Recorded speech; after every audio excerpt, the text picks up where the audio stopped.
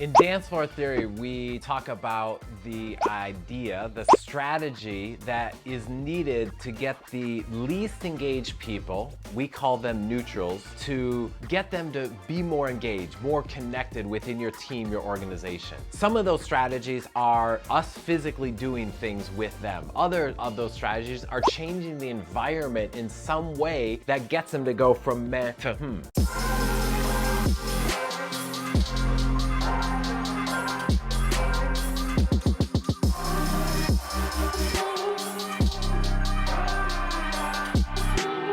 I was recently walking around my community and I walked past this house that had what looked like a birdhouse in their front yard. It was on a pole, but it was larger than birdhouse. And as I got closer, I noticed on the sign it said free little library. And then inside it was a glass door, and inside the glass door was a bunch of books. And then there's a little sign that said, add one, take one. I was like, I love it. I love it. Not that I'm in need of a book, but I love seeing that this type of activity, this type of blender event, which is what we call it in dance floor theory, is existing in this community here. I looked up online, there are tons of these free little libraries all over the country. It's kind of a thing that people do, and you can host one on your front lawn as well. It really has three major benefits for your community and your members. The first one is it gets people to go from meh to which is one of the major goals within engagement on our engagement pyramid that we talk about within dance floor theory, is that the first step is you have to get their attention.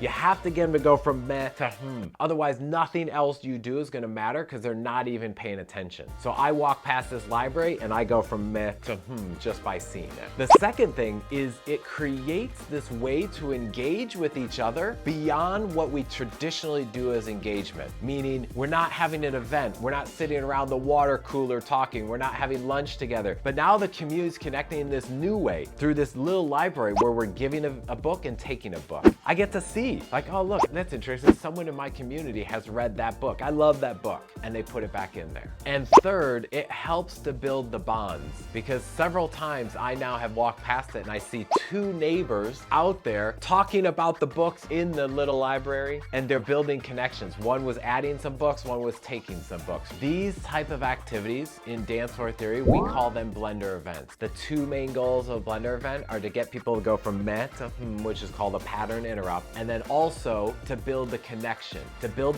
with the people, us to them, and also them to each other within our community. Because the first rule of dance floor theory says that on a dance floor, the more friends you have in dance, the more fun that dance is gonna be, and the longer it's gonna last. But if we don't get them to pay attention, nothing else we do is gonna work. You know, I tried this once at my apartment way back when in Chicago. I had all these extra magazines that I had ordered and were kind of sitting around. I was like, do I throw them out? But they're kind of useful magazines because the content's still good. So I decided down in our main lobby to put up a little box, and I put all of the magazines in there. And I said, give a mag, take a mag. And so you could give a magazine and take a mag, thinking maybe other people would put their magazines in there and we have this like exchange going on. I put it down there, brought all like 40 of those extra magazines I had built up in my apartment, put them all there in that box. I came back the next day and the box was gone.